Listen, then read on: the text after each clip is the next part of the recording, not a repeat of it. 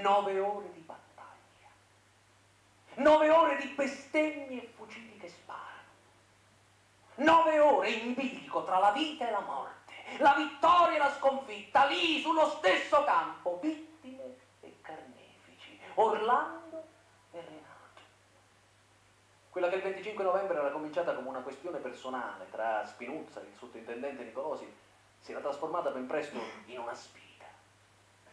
Quando i soldati che stavano liberando Nicolosi, dopo aver sedato la rivolta di Cefalù, gli avevano tolto appena le manette, lui aveva giurato sulla sua divisa, sul suo onore militare, che si sarebbe vendicato di quell'affronto che quei 5 ragazzini si erano permessi di fargli. Il cadavere di Spinuzza era diventato il suo primo obiettivo. Non ci dormiva la notte. Questo, signori miei, è l'ultimo atto, la resa dei conti.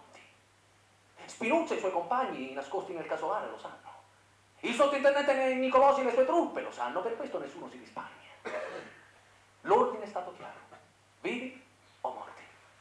E i fischi delle pallottole monopolizzano l'aria. E le narici sono sature di piombo. Come nelle sanguinarie bestie carnivore, i soldati circondano il casolare e, pregustando il sapore della carne umana che vi alberga, sparano, sparano, sparano, senza guardare, sparano senza pensare, sparano senza capire, sparano. Intanto i 5 ragazzi con le lacrime agli occhi non ci stanno alla sconfitta e sparano anche loro, con pochi fucili, con poche cartucce, con poche speranze. Lo sanno che ormai non c'è più niente da fare, che la vita gli è sfuggita di mano, che nessuno potrà venirli a salvare. E gli assalti si susseguono, e i soldati muoiono, ma loro no, sono ancora lì, tutti e 5, e sembrano avere 1000 braccia, 100 occhi. Il rumore è fisso, continuo, immutabile, il sangue, le grida, le idee, le bestemmie, il fango, la polvere, il vento, la battaglia, non c'è tregua, sparano, sparano, sparano, 9 ore! Fino a quando...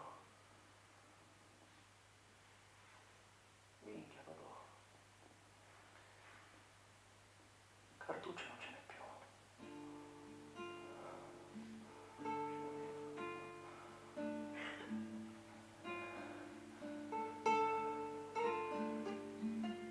Aprono la porta della fattoria ed escono fuori. Tutto intorno c'è di nuovo silenzio. Distrutti, affranti, indeboliti, sporchi, con la barba lunga. Ecco come si presentano i 5 fuggiaschi. Nulla li distingue nell'aspetto esteriore da un gruppo di pericolosi briganti. Gli abitanti di Pettineo accolgono la vittoria con urla e applausi. Il sottintendente Nicolosi ride. Perché ha trovato il paradiso dopo 1000 anni di purgatorio.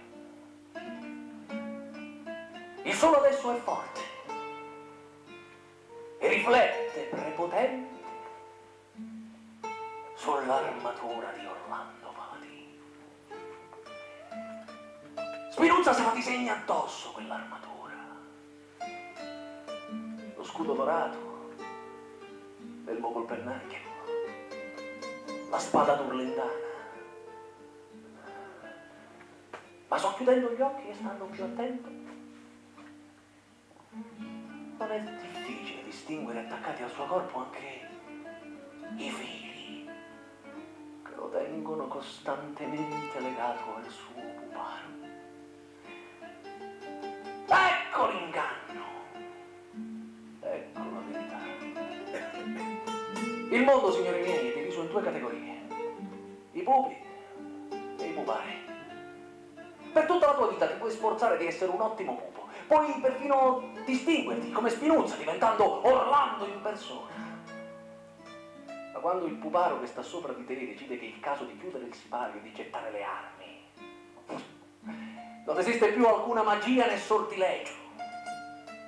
Ti devi fare da parte, perché l'andamento della storia non lo puoi mica decidere tu. È una gerarchia dove i più forti sono i pupari dei più deboli. Spinuzza è stato il puparo del popolo, la Chiesa è stato il puparo di Spinuzza e del popolo, ma i Borboni sono i veri pupari della Chiesa, di Spinuzza e del popolo. La vittoria La vittoria arriverà quando qualcuno che verrà da molto lontano scoprirà di poter muovere i fili di chi fino a oggi ha deciso l'apertura e la chiusura del sipario. Non sono intenzioni, non sono chiacchiere da bar. È la legge della storia, è la legge della vita.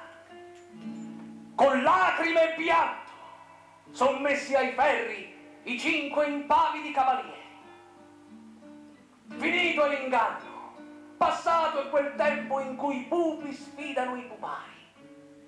Un bastimento li attende in mare, immantinente li porterà a Palermo per giudicare la loro sorte. Quale sarà?